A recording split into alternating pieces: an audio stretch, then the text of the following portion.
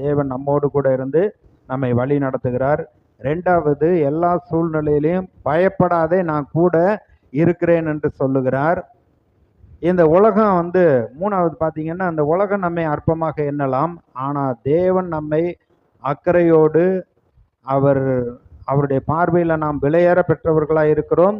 நம்மை எடுத்து அவர் பயன்படுத்துகிறவராக இருக்கிறார். நாலாவது, அவர் பயன்படுத்தக்கூடிய காரியங்கள்லாம் பார்த்தீங்கன்னா, சாதாரண ஒரு பொருளை வைத்து பெரிய காரியங்களை செய்கிறார். சிறிய வார்த்தையை சொல்லி பெரிய காரியங்களை, அற்புதங்களை எல்லாம் நடப்பிக்கிற தேவனாய் இருக்கிறார். அதை குறித்து தான் இப்பொழுது இன்றைக்கு பார்க்க போகிறோம். இப்ப தேவன் நம்மை வழி நடத்துகிற தேவன். சொல்றாங்க, பிள்ளைங்க சொல்றாங்க பெற்றோரை பார்த்து, எங்களை சரியா வளர்க்கல, சரியா போதித்து நடத்தல அப்படின்னு சொல்றாங்க. இன்னும் என்ன சொல்லிடுறாங்க, ஒரு சில காரியங்கள் நடக்கிறத பார்த்துட்டு, அந்த சபை சரியா சத்தியத்தை போதிக்கல, ஆழமான விசுவாசத்திலையும் உறுதியாக கர்த்தரை பின்பற்றுகிறதுலையும் பரிசுத்தமாய் ஜீவிக்கிறதுலையும் சத்தியத்தை சத்தியமா சரியா போதிக்கல அப்படின்னு சொல்றாங்க. இன்னும் நண்பர்கள் சரியில்லை, அதனால தான் அவங்க சரியான வழியில நடக்க முடியல. இப்படி பல காரியங்கள் சொல்லலாம்.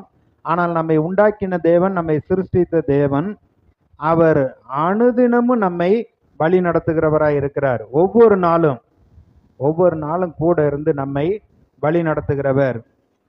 ஏசாயா 48வது அதிகாரம் 17வது வசனம், இஸ்ரவேலின் பரிசுத்தராகிய உன் மீட்பரான கர்த்தர் சொல்லுகிறதாவது, பிரயோஜனமாய் இருக்கிறதை உனக்கு போதித்து நீ நடக்க வேண்டிய வழியிலே உன்னை நடத்தி செல்கிற உன் தேவனாகிய கர்த்தர் நானே. ஆதியாகமம் 24வது அதிகாரத்தில் பார்த்தீங்கன்னா, ஆபிரகாம் தன்னுடைய குமாரனாகிய ஈசாக்குக்கு பெண் பார்க்கும்படியாக தன்னுடைய வீட்டு வேலைக்காரன் எலேசாரை அனுப்பி, ஆதியாகமம் 24:48, தலை குனிந்து கர்த்தரை பணிந்து கொண்டு, நான் என் எஜமானுடைய சகோதரன் குமாரத்தியை அவர் குமாரனுக்கு கொல்ல நேர்வழியாய் நடத்தி வந்த என் எஜமானாகிய ஆபிரகாமின் தேவனாய் இருக்கிற கர்த்தரை ஸ்தோத்தரிக்கிறேன்.